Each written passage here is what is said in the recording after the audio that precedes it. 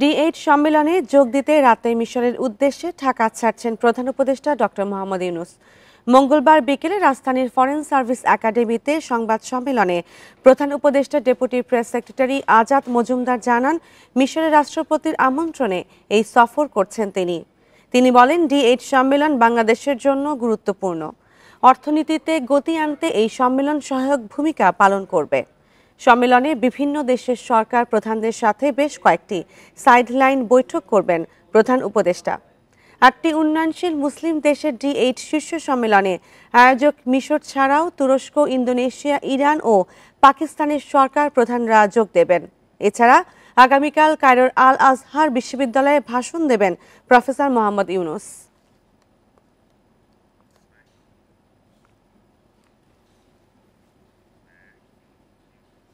সবকিছু ঠিক থাকলে 2026 সালের 30 জুনের মধ্যে নির্বাচন হবে বলে জানিয়েছেন প্রধান উপদেষ্টার প্রেস উইং।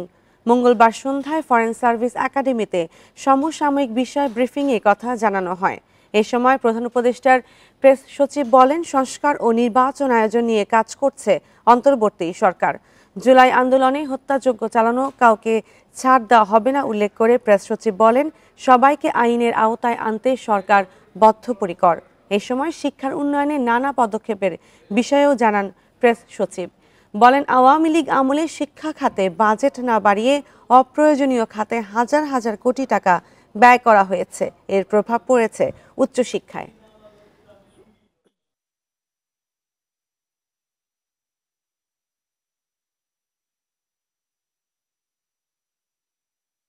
খুব স্পষ্ট রোডম্যাপ দেওয়া হয়েছে, ঠিক না?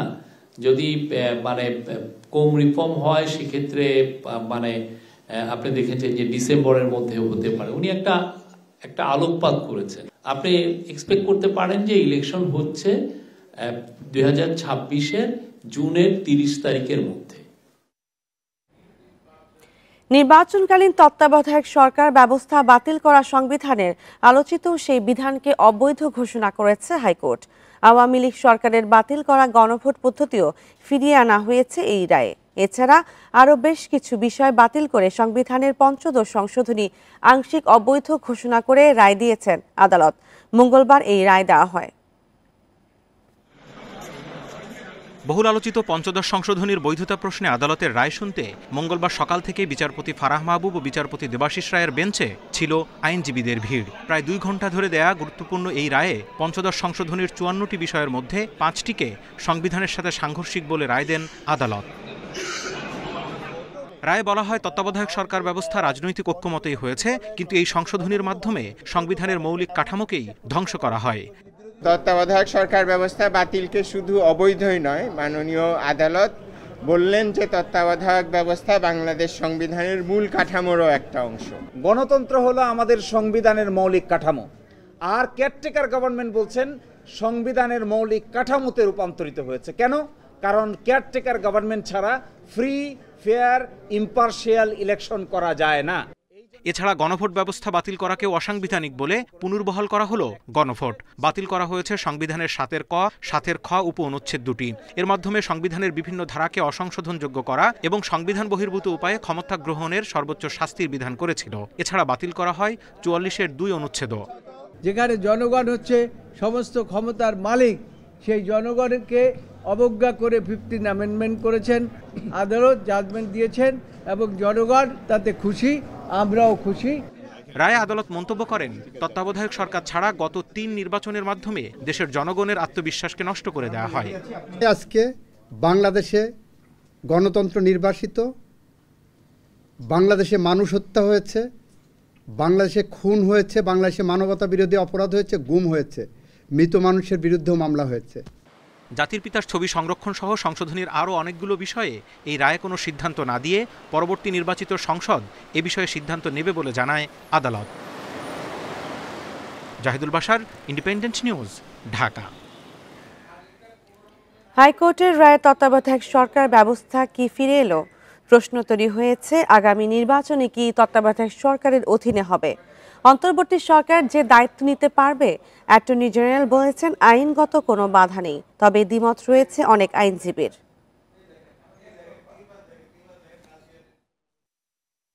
2011 সালে সংবিধানের ৫৫ সংশোধনীর মাধ্যমে বাতিল হয় তত্ত্বাবধায়ক সরকার, কিন্তু সে ব্যবস্থা ফেরাতে আন্দোলন শুরু করে বিএনপি সহ কয়েকটি রাজনৈতিক দল। অবশেষে ১৩ বছর পর তত্ত্বাবধায়ক সরকার ব্যবস্থা ফিরে আসার সুযোগ তৈরি হলো। আইনজীবীরা বলছেন, হাইকোর্টের রায়ে তত্ত্বাবধায়ক সরকার পুনর্বহালের অর্ধেক বাধা কেটেছে। কারণ সংবিধানে তত্ত্বাবধায়ক সরকার ব্যবস্থা অন্তর্ভুক্ত করা ত্রয়োদশ সংশোধনী অবৈধ ঘোষণা করে 2011 সালে রায় দিয়েছিলেন সাবেক প্রধান বিচারপতি খায়রুল হক। ওই রায়ের রিভিউ নিষ্পত্তি না হওয়া পর্যন্ত আইনি জটিলতা রয়ে গেছে। তত্ত্বাবধায়ক ব্যবস্থা ফিরে এলো একরকম, কিন্তু এটা আবার অ্যাপিল বিভাগের রায়েরও একটা বিষয়বস্তু, এবং অ্যাপিল বিভাগের রায় হয়ে গেলে তত্ত্বাবধায়ক সরকার ব্যবস্থা পুরোপুরি সংবিধানে ফিরে আসবে। এই জিনিস ফিরে আসলেও এটা এই বর্তমান সরকারকে কোনোভাবেই এফেক্ট করবে না, এবং ওনারা পরবর্তী নির্বাচন অনুষ্ঠান করে তারপরে ক্ষমতা হস্তান্তর করে ওনারা যাবেন। একটি ধাপ অতিক্রম হলো, আরেকটি ছোট্ট ধাপ বাকি থাকলো আমার মতে। এই জন্য, কারণ তত্ত্বাবধায়ক ব্যবস্থাটা যে তখনকার সংসদ বাতিল করেছিল, ওনারা একটা রায়ের দোহাই দিয়েছিলেন। সেই রায়টা সুপ্রিম কোর্ট কর্তৃক পাবলিশ হয়েছিল। তবে অ্যাটর্নি জেনারেলের মত ভিন্ন। বলছেন, সাংবিধানিক বাধা দূর হওয়ায় অন্তর্বর্তী সরকারই তত্ত্বাবধায়ক সরকারে রূপান্তরিত হতে পারে। অ্যাপেলের ডিভিশনের যে রিভিউ পেন্ডিং আছে সেইটাকে বাইপাস করে এই আইনেই এই রায়ের প্রেক্ষিতে তত্ত্বাবধায়কে ফিরে যাওয়ার সম্ভাবনা আছে। এই ব্যক্তিগুলোই যখন তত্ত্বাবধায়ক সরকার সিস্টেমে ব্যাক চলে যাবেন, ওনার তত্ত্বাবধায়ক সরকার প্রধান, এবং এটা হবেন লেভেলটা চেঞ্জ হবে। এটা সাংবিধানিক কোনো সাংঘর্ষিক কোনো জায়গা নেই, অ্যাম্বিগুইটিরও জায়গা নেই। হাইকোর্টের এই রায় ত্রয়োদশ সংশোধনী বাতিলের রায়ের রিভিউ শুনানিতে বড় যুক্তি হয়ে উঠবে বলে মনে করেন অনেক আইনজীবী। Zahidul Bashar, Independent News, Dhaka. জাতীয় নির্বাচনের জন্য পুরোপুরি প্রস্তুত রয়েছেন বলে জানিয়েছেন প্রধান নির্বাচন কমিশনার AKM নাসির উদ্দিন। বলেন, প্রধান উপদেষ্টার ঘোষণা অনুযায়ী নির্বাচন করতে ইসি প্রস্তুত। জাতীয় সংসদ নির্বাচনের আগে স্থানীয় সরকার নির্বাচনের কথা চিন্তা করছেন না বলেও জানান সিইসি। মঙ্গলবার নির্বাচন ভবনে নিজ কার্যালয়ে সাংবাদিকদের সঙ্গে আলাপকালে তিনি এই কথা বলেন। আমাদের দোষে সোমবার মহান বিজয় দিবসে জাতির উদ্দেশ্যে ভাষণে প্রধান উপদেষ্টা আগামী জাতীয় সংসদ নির্বাচনের সম্ভাব্য সময় সম্পর্কে ধারণা দেন। আগামী বছরের শেষ নাগাদ অথবা 2026 সালের প্রথমার্ধে নির্বাচন হতে পারে বলে জানান তিনি। 2025 সালের শেষের দিকে নির্বাচন অনুষ্ঠান হয়তো সম্ভব হবে। এ বিষয়ে জানতে চাইলে মঙ্গলবার নিজ দপ্তরে প্রধান নির্বাচন কমিশনার বলেন, জাতীয় নির্বাচনের জন্য প্রথম দিন থেকেই কাজ শুরু হয়েছে। নির্বাচনের জন্য যেসব প্রস্তুতির প্রয়োজন সবই রয়েছে কমিশনের। একটা ন্যাশনাল ইলেকশন সুন্দরভাবে ডেলিভার করার জন্য যা যা প্রস্তুতি দরকার আমরা ওয়ার ফুটিং এগিয়ে নিচ্ছি। এবং সবচেয়ে ভালো কথা হচ্ছে যে মাননীয় প্রধান উপদেষ্টা গতকালকে যে ভাষণ দিয়েছেন, উনি যে ইন্ডিকেশনস দিয়েছেন, আমরা ফুললি অ্যালাইন্ড। ওনার যে বক্তব্য অনুযায়ী আমাদের যদি যে ধরনের কাজ করতে হবে আমরা এর জন্য সম্পূর্ণ প্রস্তুত। যখনই উনি চান এই বছরের শেষ দিয়ে করুন বা আগামী বছর প্রথম দিয়ে করুন, আমাদের তরফ থেকে আমরা সম্পূর্ণ প্রস্তুত। স্থানীয় সরকার নির্বাচন প্রশ্নে সিইসি বলেন, ইসি সংসদ নির্বাচনের কথাই ভাবছে। এই মুহূর্তে অন্য নির্বাচনের চিন্তা করছে না ইসি। সুষ্ঠু ভোটের জন্য প্রয়োজনে আইন পরিবর্তন করা হবে বলে জানান সিইসি। পত্রিকা খুললে দেখি যে আমাদের রাজনৈতিক দলগুলো তারা বলছেন যে অন্তর্বর্তী সরকারের কাছ থেকে নির্বাচিত সরকারের কাছে ক্ষমতা হস্তান্তর করা হোক। এই দাবি কিন্তু রাজনীতির মাঠে কিন্তু এটাই দাবি। এবং মাননীয় প্রধান উপদেষ্টা কিন্তু ওনার বক্তব্যের মধ্যে ওই ইঙ্গিতই দিয়েছেন। উনি স্থানীয় সরকার নির্বাচনের কথা বলেন নাই। তো আমরাও প্রস্তুতি নিচ্ছি জাতীয় নির্বাচনের জন্য। সীমানা পুনর্নির্ধারণ প্রশ্নে সিইসি বলেন, এটি হবে ন্যায্যতার ভিত্তিতে।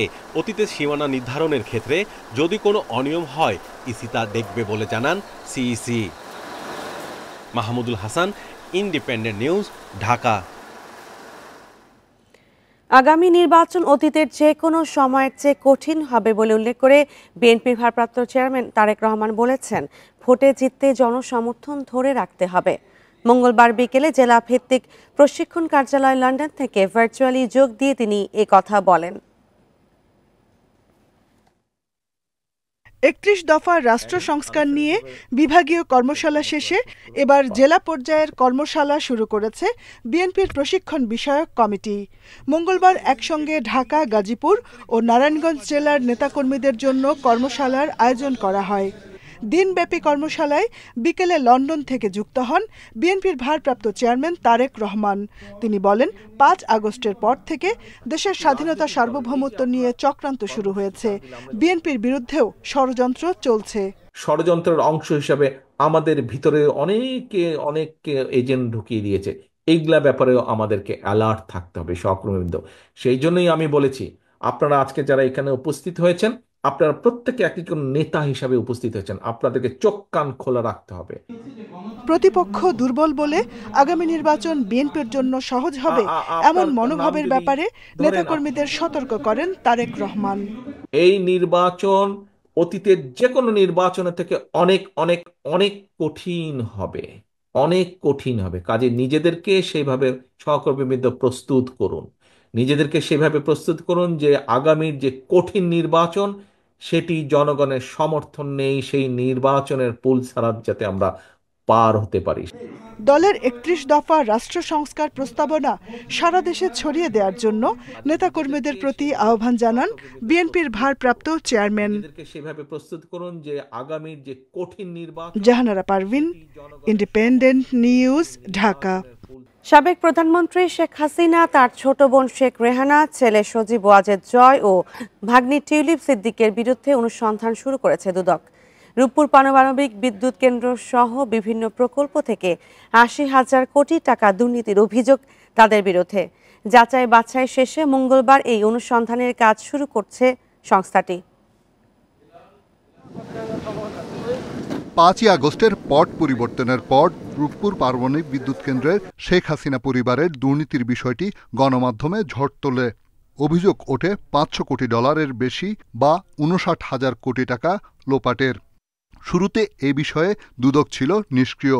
পরে এক রিটের প্রেক্ষিতে বিষয়টি খতিয়ে দেখতে আদেশ দেয় হাইকোর্ট। অবশেষে যাচাই বাছাই শেষে মঙ্গলবার অনুসন্ধানের সিদ্ধান্ত নেয় কমিশন। রূপপুর পারমাণবিক বিদ্যুৎ কেন্দ্রের নির্মাণের নামে প্রায় 59,000 কোটি টাকা লোপাটের অভিযোগও সাবেক প্রধানমন্ত্রী জনাব শেখ হাসিনা, তার ছেলে জনাব সজীব আহমেদ ওয়াজেদ জয়, তার ছোট বোন শেখ রেহানা ও তার ছোট বোনের মেয়ে টিউলিপ সিদ্দিকী ও অন্যান্যদের বিরুদ্ধে দাখিলকৃত অভিযোগের বিষয়েও অনুসন্ধানের সিদ্ধান্ত গৃহীত হয়েছে।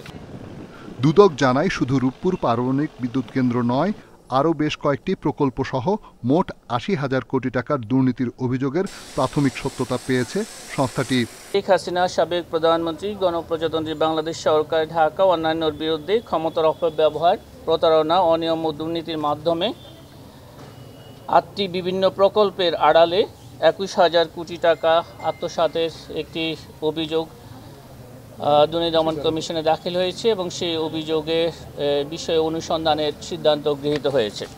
দুদক জানায়, জুমানা ইনভেস্টমেন্ট কোম্পানির মাধ্যমে বিভিন্ন দেশের অফশোর অ্যাকাউন্টে টাকা পাচার করতেন শেখ হাসিনা পরিবারের সদস্যরা। রিশাদ হুদা, ইন্ডিপেন্ডেন্ট নিউজ, ঢাকা। আওয়ামী লীগের সাধারণ সম্পাদক ওবায়দুল কাদের কিভাবে দেশ ছাড়লেন 15 দিনের মধ্যে পুলিশকে ব্যাখ্যা দিতে বলেছেন আন্তর্জাতিক অপরাধ ট্রাইব্যুনাল। তবে ওবায়দুল কাদেরের দেশে থাকার কথা সরকার জানত না বলে জানান অন্তর্বর্তীকালীন সরকারের স্বরাষ্ট্র উপদেষ্টা জাহাঙ্গীর আলম চৌধুরী। কোথায় পালাবো? পালাবো না, প্রয়োজনে ফখরুল সাহেবের বাসায় গিয়ে উঠবো। গত বছরের জানুয়ারি মাসে এভাবেই এক সমাবেশে বলেছিলেন আওয়ামী লীগের সাধারণ সম্পাদক ওবায়দুল কাদের। ওই বাড়িতে গিয়ে উঠবো। যদিও 5 আগস্ট সরকার পতনের পর থেকেই পলাতক তিনি। তার নামে হয়েছে হত্যা মামলা সহ কয়েক ডজন মামলা, রয়েছে গ্রেপ্তারি পরোয়ানাও। ওবায়দুল কাদের কোথায়, এ ব্যাপারে জাতীয় একটি পত্রিকায় খবর বের হয় মঙ্গলবার। তার সূত্র ধরে প্রশ্ন ওঠে আন্তর্জাতিক অপরাধ ট্রাইব্যুনালে। প্রসিকিউশনের দাবি, আওয়ামী সরকার পদত্যাগের পরও অনেকদিন দেশে ছিলেন তিনি। তাহলে কিভাবে ওবায়দুল কাদের দেশ ছাড়ল তা 2 সপ্তাহের মধ্যে ব্যাখ্যা দিতে বলা হয়েছে পুলিশ মহাপরিদর্শককে। গ্রেপ্তারি পরোয়ানা জারি হওয়ার পরে বাংলাদেশে কোথায় তিনি কিভাবে ছিলেন, কেন তাকে গ্রেপ্তার করা হয়নি, বা তিনি কিভাবে পরবর্তীতে বাংলাদেশের সীমান্ত অতিক্রম করেছেন, এই ব্যাপারে আইন শৃঙ্খলা রক্ষাকারী বাহিনীর কাছে একটা ব্যাখ্যা চাওয়া হয়েছে। এবং সেটা 15 দিনের মধ্যে যাতে এই ব্যাখ্যা দেওয়া হয় সেটা জানানোর জন্য আদালত নির্দেশ দিয়েছে। এদিকে ওবায়দুল কাদের 3 মাস দেশে লুকিয়েছিলেন এই খবর জানত না অন্তর্বর্তী সরকারের স্বরাষ্ট্র উপদেষ্টা। তার অবস্থান জানা থাকলে তাকে গ্রেপ্তার করা হতো বলেও জানান তিনি। কোন থেকে জানলো যে 3 মাস বাংলাদেশে লুকিয়েছিল আমরা তো জানি না। আমরা যদি তার জানতাম আমরা অবশ্যই ধরে ফেলতাম।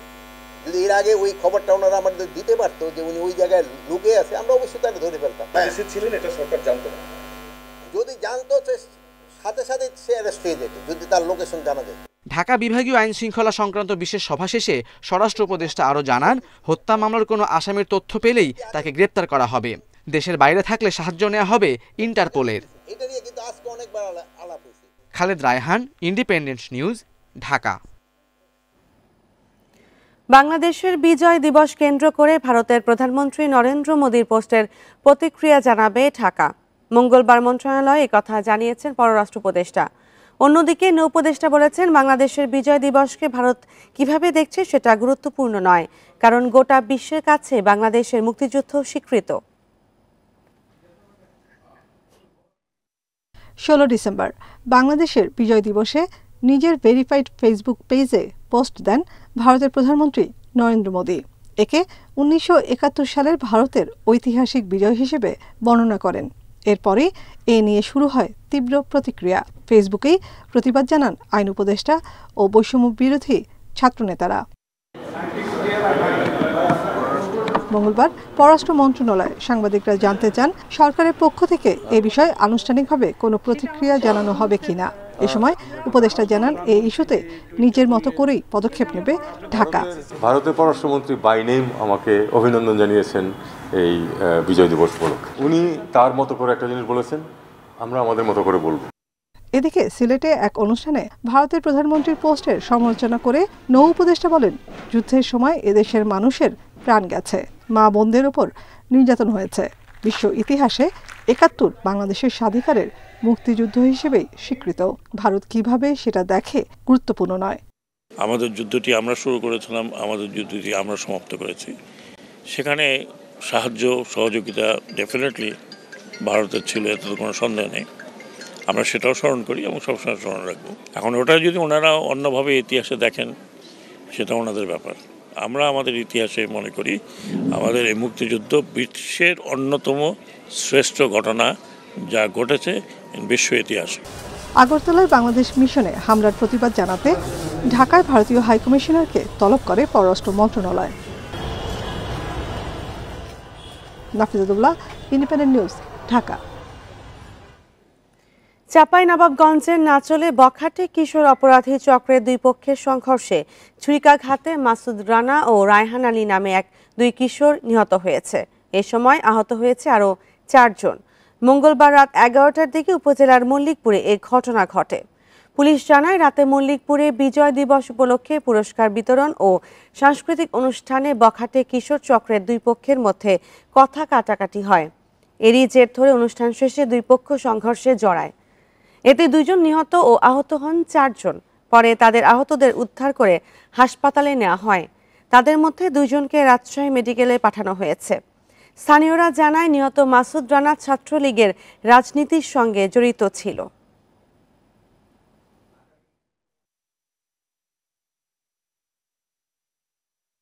চাকু মারামারি করছে, 2 জন মারা গেছে এতটুকু জানি। আর 4 জন, একজন হচ্ছে রাজশাহীতে রেফার করেছে আহত, আর 3 জন স্থানীয়ভাবে চিকিৎসা নিয়েছে। মার্চের মধ্যেই চট্টগ্রাম থেকে বাণিজ্যিকভাবে ঢাকায় জ্বালানি তেল আসবে পাইপ লাইনে। বাংলাদেশ পেট্রোলিয়াম কর্পোরেশন বলছে জানুয়ারির মধ্যে কমিশনিং শেষ হবে। 250 কিলোমিটার দীর্ঘ পাইপলাইনে তেল পরিবহনের বছরে সাশ্রয় হবে 236 কোটি টাকা। বিপিসি বলছে অন্তত 1 বছর সেনাবাহিনীর ঠিকাদারি প্রতিষ্ঠানটি লাইন পরিচালনায় থাকবে। 2018 সালে চট্টগ্রামের পতেঙ্গা ডিপো থেকে ফেনী, কুমিল্লা, চাঁদপুর, মুন্সিগঞ্জ হয়ে নারায়ণগঞ্জের গোদনাইল ডিপো পার হয়ে ফতুল্লা পর্যন্ত প্রায় 250 কিলোমিটার পাইপলাইন প্রকল্পের কাজ শুরু হয়। জ্বালানি তেল পরিবহনে এই প্রকল্পের কাজ শেষ হওয়ার কথা ছিল 2020 সালে, যা 2 দফা বেড়ে চলতি বছরের ডিসেম্বর পর্যন্ত নির্ধারিত হয়। এ সময় নির্মাণ ব্যয়ও 2861 কোটি থেকে বেড়ে দাঁড়ায় প্রায় ৩,৭০০ কোটি টাকায়। এখন পতেঙ্গা থেকে নারায়ণগঞ্জের 2 ডিপোতে প্রতি মাসে তেল আসে ছোট বড় 150 জাহাজে। শুষ্ক মৌসুমে নাব্য সংকটে যা চ্যালেঞ্জিং হয়ে পড়ে। পাইপলাইন প্রকল্পে বছরে আয় হবে ৩২৬ কোটি, পরিচালন রক্ষণাবেক্ষণ সহ বিভিন্ন খাতে খরচ হবে ৯০ কোটি টাকা। অনেক খরচ কমবে, এক পরিবেশ দূষণ রোধ হবে, তেলের যে ওয়েস্টেজ হয় যেটা একটা লস হয়, পরিবহন খরচ লস হয়, সেই পরিবহন লসটা কমবে, অ্যাজ ওয়েল অ্যাজ এফিশিয়েন্টলি যে ট্রান্সপোর্টের একটা মানে এই মুহূর্তে যেটা দরকার পাইপলাইনের মধ্যে, সেটা আমরা একটা নতুন এই অধ্যায়ে প্রবেশ করতে যাব। বছরে ২৭ থেকে ৩০ লাখ টন ডিজেল পরিবহন করা যাবে পাইপলাইনে। এ সক্ষমতা ৫০ লাখ টনে উন্নীত করা সম্ভব। প্রকল্পটি বাস্তবায়ন করছে সেনাবাহিনীর ২৪ ইঞ্জিনিয়ার কনস্ট্রাকশন ব্রিগেড। সেনাবাহিনীর মাধ্যমে এই প্রকল্পটি বাস্তবায়িত হচ্ছে। এটা আমরা প্রত্যাশা করছি ডিসেম্বরের শেষ অথবা জানুয়ারির মধ্যেই কমিশনিং হয়ে যাবে, এবং আমরা এটাকে অপারেশন করার জন্যও তাদেরকে অনুরোধ করেছি যে 1 বছর অন্তত ওনারা যেন এটা অপারেশনটা আমাদের করে দেন। বিপিসি জানায়, জনবলের পাশাপাশি পাইপলাইনের স্বয়ংক্রিয় নিরাপত্তা ব্যবস্থায় স্ক্যাডা, টেলিকমিউনিকেশন এবং অপটিক্যাল ফাইবার কেবল সংযুক্ত থাকবে। Hari Saha, Independent News, Dhaka. সারা দেশে হিমেল হাওয়ার কারণে ঝেঁকে বসেছে শীত, বাড়ছে শীতের দাপট। সকালে সূর্য উঠলেও দুপুরের পর থেকে হালকা কুয়াশার সাথে বাড়ে শীতের তীব্রতা। মৃদু শৈত্যপ্রবাহের কারণে দুর্ভোগ বেড়েছে নিম্ন আয়ের মানুষ। শীত পরিস্থিতি নিয়ে জানাতে পঞ্চগড় ও ঠাকুরগাঁও থেকে যুক্ত হচ্ছেন সহকর্মীরা। শুরুতেই পঞ্চগড় থেকে যুক্ত হচ্ছেন শফিকুল আলম। শফিকুল আলম, পঞ্চগড়ে সর্বশেষ তাপমাত্রা কত রেকর্ড করা হয়েছে এবং জনজীবনের কতটা প্রভাব পড়েছে? দেখুন, তেঁতুলিয়া আবহাওয়া অফিসের তথ্য যদি আমি বলি, তাহলে তেঁতুলিয়া, পঞ্চগড় এবং আশপাশ এলাকায় টানা ৬ষ্ঠ দিনের মতো কিন্তু মৃদু শৈত্যপ্রবাহ বয়ে চলেছে। তার কারণ আজকে সকাল ৬টায় প্রাথমিকভাবে সর্বনিম্ন তাপমাত্রা রেকর্ড করা হয়েছে ৯.২ ডিগ্রি সেলসিয়াস। গতকালকেও কিন্তু সর্বনিম্ন তাপমাত্রা ছিল ৯.১ ডিগ্রি সেলসিয়াস। আমরা দেখেছি যে গত শুক্রবারে পঞ্চগড়ে ৮.৪ ডিগ্রি সেলসিয়াস রেকর্ডের মাধ্যমেই কিন্তু এই পঞ্চগড়ে চলতি শীত মৌসুমের প্রথম মৃদু শৈত্যপ্রবাহ শুরু হয়। এরপর আমরা দেখছি যে এই ৬ দিন ধরেই সর্বনিম্ন তাপমাত্রা কিন্তু ৮ থেকে 10-এর মধ্যেই ছিল। তো প্রতিদিন আমরা আসলে দেখছি যে বিকেলের পর থেকেই ঘন কুয়াশা থাকে, রাতভর ঘন কুয়াশা থাকে, সকালে সূর্যের দেখা মেলার পরেই কিন্তু কুয়াশা কেটে যায়। সারাদিন হালকা কুয়াশার সাথে রোদ থাকে। এই রোদ থাকলেও কিন্তু উত্তরের হিমশীতল বাতাসের কারণে কিন্তু কনকনে ঠান্ডা অনুভূত হয়। আর আপনি যেটি বলছিলেন, এই ঠান্ডা আসলে সবসময় আমরা প্রতি বছর দেখি যে শীত এলেই খেটে খাওয়া মানুষ, দুস্থ মানুষ, দিনমজুর শ্রেণীর মানুষ, রিক্সা ভ্যান চালক, ইজি বাইক চালক, এদের কিন্তু আসলে সীমাহীন দুর্ভোগ থাকে। তার কারণ একজন রিক্সাওয়ালা স্বাভাবিক সময়ে তারা দৈনন্দিন আয় করে 5 থেকে 700 টাকা পর্যন্ত। বর্তমানে সেই আয় তাদের কমে গেছে বলছেন রিক্সা চালকরা, বলছেন ভ্যান চালকরা, বলছেন যে বর্তমানে তাদের 300 থেকে 400 টাকা আয় করা যাচ্ছে না। তার কারণ অতি ঠান্ডার কারণে মানুষজন খুব বেশি প্রয়োজন ছাড়া কিন্তু রিক্সায় উঠছে না। আর এর প্রভাবে আমরা আসলে দেখছি যে যেই পঞ্চগড় শহর রাত 10টা 11টা নাগাদ ভিড় থাকে মানুষের, সেটি কিন্তু আসলে সন্ধ্যার পর থেকেই কেমন জানি শহর ফাঁকা হয়ে যাচ্ছে। আমরা মানুষজনকে খুব বেশি বিকেলের পর, সন্ধ্যার পর থেকে খুব বেশি মানুষজনকে চলাচল করতে দেখি না। আমি কৃষি অফিসের সাথে কথা বলছি। আসলে কৃষি সম্প্রসারণ অধিদপ্তরের পক্ষ থেকে বলা হচ্ছে যে বীজতলার শীতকালীন সময় বীজতলার একটা ক্ষতির আশঙ্কা থাকে, যেহেতু প্রতিদিন কমে রোদের কারণেই এই বীজতলার ক্ষতি বর্তমান হচ্ছে না। এই ছিল পঞ্চগড় থেকে শীত পরিস্থিতি নিয়ে সর্বশেষ। জি, ধন্যবাদ, সঙ্গে থাকুন। এবার ঠাকুরগাঁও থেকে জানাবেন মোহাম্মদ শামসুজ্জোহা। শামসুজ্জোহা, ঠাকুরগাঁও শীতের পরিস্থিতিকে এবং শীতজনিত রোগের প্রকোপটা কতটা দেখছেন ওখানে?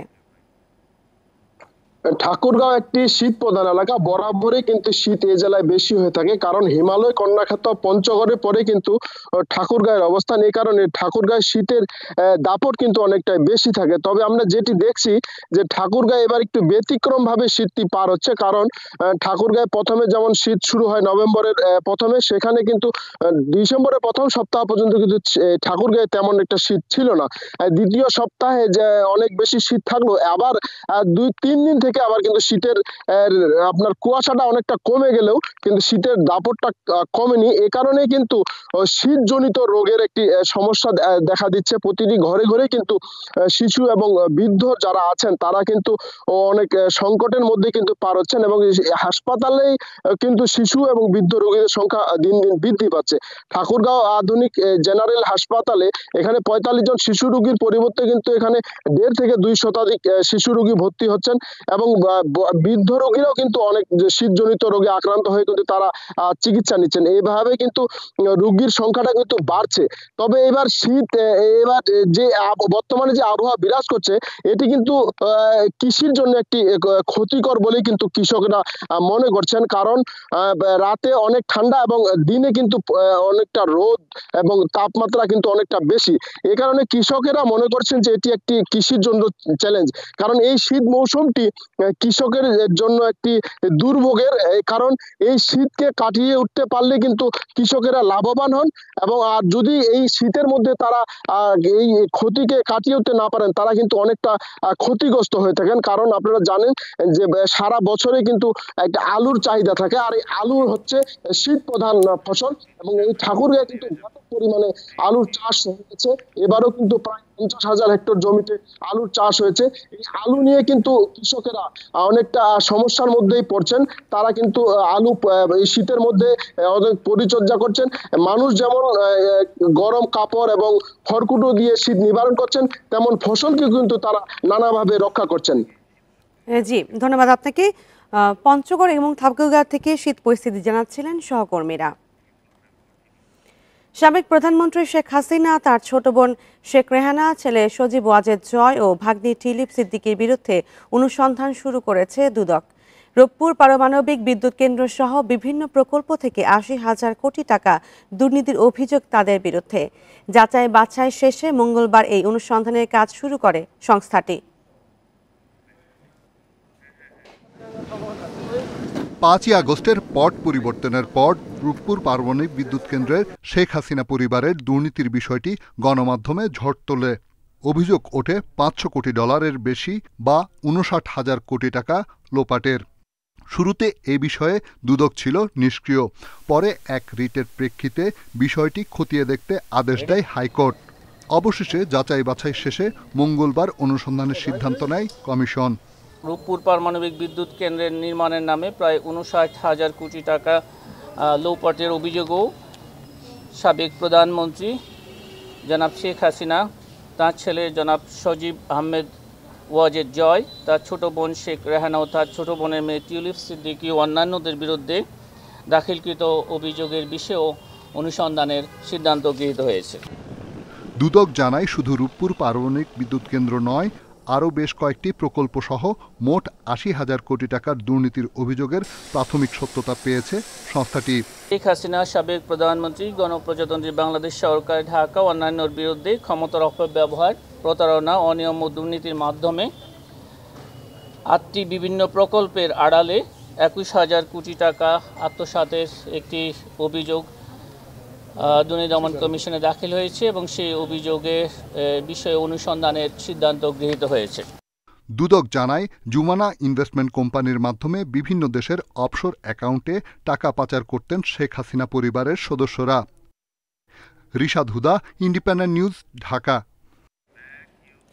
5 বছরেও শেষ হয়নি সিরাজগঞ্জ সোনামুখী বগুড়া আঞ্চলিক সড়ক প্রশস্ত করার কাজ। পরপর 3 দফায় মেয়াদ বাড়লেও জমি অধিগ্রহণ জটিলতায় দেখা দিয়েছে স্থবিরতা। আংশিক কাজ করে ফেলে রাখা সড়কে তৈরি হয়েছে খানাখন্দ। সিরাজগঞ্জ সোনামুখী বগুড়া আঞ্চলিক সড়ক হয়ে সিরাজগঞ্জ থেকে বগুড়া, গাইবান্ধা, রংপুর সহ বিভিন্ন জেলায় চলাচল করে যানবাহন। 2019 সালে প্রায় 1028 কোটি টাকা ব্যয় সড়কটির 76 কিলোমিটার প্রশস্ত করার কাজ শুরু করে সড়ক ও জনপথ বিভাগ। পরে 3 দফায় মেয়াদ বাড়ানো হয়। জমি অধিগ্রহণ জটিলতায় এখন বন্ধ আছে কাঠের পুল থেকে ফকিরতলা অংশের কাজ। সড়কের বিভিন্ন জায়গায় আংশিক কাজ করে রাস্তার উপর মালামাল ফেলে রাখায় বেড়েছে ভোগান্তি। ডিপার্টমেন্টের গাফিলতি, এটা 5 বছর যাবত এই কাজটি হচ্ছে না। ধুলাবালুতে তাদের শ্বাসকষ্ট এবং বিভিন্ন রোগের আক্রান্ত হচ্ছে তারা, এবং যানজটটা প্রধান কারণ। গাড়ির তো প্রচণ্ড ক্ষতি, প্রচুর পরিমাণ ক্ষতি, ব্যারিং ভেঙে যায়, এটা সেটা। তবে এখন জমি অধিগ্রহণ জটিলতা কাটিয়ে দ্রুত কাজ এগিয়ে নেওয়ার আশা দেখছে সড়ক বিভাগ। দীর্ঘমেয়াদী অধিগ্রহণের কারণে একটু সময় লাগতেছে, আমরা আশা করতেছি এটা আমরা এই জুন মাসের মধ্যে কাজগুলি সমাপ্ত করব। আমাদের প্রজেক্টের যে সময় আছে তার মধ্যে আমরা চেষ্টা করব। এ পর্যন্ত সিরাজগঞ্জ সোনামুখী বগুড়া আঞ্চলিক সড়ক প্রশস্তকরণ প্রকল্পের কাজের অগ্রগতি হয়েছে 55%। Independent news. উচ্চ ফলনশীল জাতের দাপটে সংকটে আছে চট্টগ্রামের সীতাকুণ্ডের ঐতিহ্যবাহী শিমের স্থানীয় জাত। ফলন কম ও সময় বেশি লাগার কারণে কৃষকেরা আগ্রহ হারাচ্ছেন এসব জাতের প্রতি। যদিও সুস্বাদু হওয়ার বাজারে ভালো চাহিদা রয়েছে এসব শিমের, তবে কৃষি বিভাগ বলেছে 2টি স্থানীয় জাত সংরক্ষণ ও উন্নয়নে এরই মধ্যে সফল হয়েছেন তারা। রূপালী, কার্তিক, ছুরি, রূপবান কিংবা বাটা, ব্যতিক্রমী এসব নাম মূলত সীতাকুণ্ডের ঐতিহ্যবাহী শিমের বিভিন্ন জাতের। খেতে সুস্বাদু হওয়ায় এসব শিমের কদর পুরো দেশে। আবহমান কাল থেকেই এই অঞ্চলের মানুষ শীত মৌসুমে দেশি জাতের এসব শিম চাষ করে আসছে।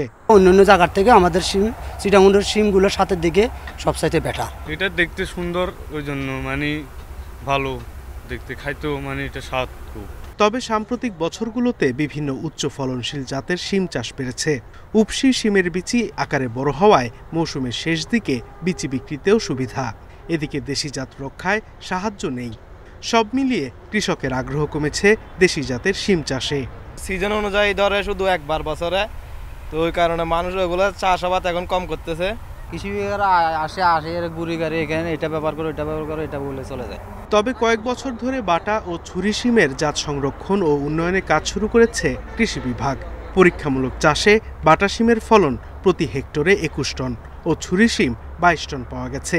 পাশাপাশি 100 কেজি বাটা শিম থেকে 54 কেজি বিচি এবং ছুরি শিম থেকে 50 কেজি বিচি পাওয়া গেছে। সীতাকুণ্ডর প্লাস মিরেশ্বরের ওই যে স্থানীয় জাতের বীজ খুব টেস্টি, এবং ওই বীজটাকে ওনারা সংরক্ষণ করে জাত হিসাবে রিলিজ করছে। আর তাছাড়া আমাদের কৃষক ভাইরা ওই বীজ রাখতেছে। আসলে ইনশাল্লাহ আমাদের অবলুপ্তির সম্ভাবনা এটা কম, কারণ এটার ফলনও তো একদম কম না, কিন্তু উচ্চ ফলনশীল জাত থেকে ফলনও ভালো, টেস্ট তো আছেই। চলতি বছর সীতাকুণ্ডে 2500 হেক্টর জমিতে শিম চাষ করেছেন কৃষকেরা। Independent news. পর্যটনের ভরা মৌসুমে অতিথি শূন্য খাগড়াছড়ি পর্যটন মোটেল। নানা সংকটে জর্জরিত সরকারি প্রতিষ্ঠানটি 6 মাসে লোকসান গুনেছে অন্তত 50 লাখ টাকা। সংস্কারের জন্য পর্যটন কর্পোরেশনকে জানিয়েও কোনো সুফল মেলেনি, দাবি মোটেল তত্ত্বাবধায়কের। 2006 সালের 11 অক্টোবর উদ্বোধন হয় খাগড়াছড়ির পর্যটন মোটেল। 25টি কক্ষ ছাড়াও মোটেলে রয়েছে বিশাল রেস্টুরেন্ট ও হলরুম। তবে পর্যটনের ভরা মৌসুমেও প্রায় অতিথি শূন্য মোটেলটি। স্থানীয়রা বলছেন, সঠিক রক্ষণাবেক্ষণ না থাকায় বিলাসবহুল মোটেলের অধিকাংশ কক্ষ প্রায় ব্যবহার অনুপযোগী। রুমের অসুবিধা, এসির সমস্যা, নানাবিধ কারণে হচ্ছে আমাদের যে টুরিস্টগুলো আছে সেগুলো খাগড়াছড়িতে না থেকে হচ্ছে শাহজাহান চলে যায়। সুযোগ সুবিধা টোটালি নাই, একদম মানে খুব বেহাল অবস্থা আছে। মানে এখানে যে মানে আমরা যে থাকবো, আমরা কেন এখানে মানে কেউ এসে থাকতে পারবে না, এত বেহাল অবস্থা হয়ে আছে। যতটুকু জানলাম এটা মানে নাই, সংস্কার করা নাই, ভালো ব্যবস্থা নাই। তার কারণে আমরা কিন্তু সারা রাতে নাইট করে জার্নিতে এসে আবার এখান থেকে আমরা কষ্ট করে সাজে চলে গেলাম। পর্যটন সংশ্লিষ্টরা বলছেন, চেঙ্গি নদীর তীরে মনোরম পরিবেশে অবস্থিত হলেও প্রচারের অভাবে মোটেলটির কথা জানেন না অনেকেই। এছাড়া বেশি ভাড়ার কারণেও মোটেলে থাকতে আগ্রহী হন না পর্যটকরা। শুক্র শনিবারে প্রচুর পরিমাণ রুমের চাহিদা থাকা সত্ত্বেও পর্যটন মোটেলের ক্ষেত্রে ট্যুরিস্টরা আগ্রহী না সেখানে যেতে। তাই কারণ হচ্ছে সেখানে অব্যবস্থাপনা থাকে এবং রুমের সার্ভিসও ভালো না এবং রুমের কোয়ালিটিগুলো নষ্ট হয়ে গেছে। বারবার চেয়েও বরাদ্দ না পাওয়ায় 15 বছর ধরে পর্যটন মোটেলটির কোনো সংস্কার হয়নি, জানান তত্ত্বাবধায়ক। প্রায় 50 লক্ষ টাকার মতন ক্ষতি সাধন হয়েছে। এর কারণ হলো অতিথিরা খুবই কম এসেছে। রুম টুম সহ সকল বিষয় রিনোভেশন করলে সেটা আরও অতিথি বৃদ্ধি পাবে। পর্যটন মৌসুমে প্রতি মাসে খাগড়াছড়িতে ঘুরতে যান প্রায় 40,000 পর্যটক। Independent news. এই ছিল এখনকার সংবাদে। ধন্যবাদ সবাইকে।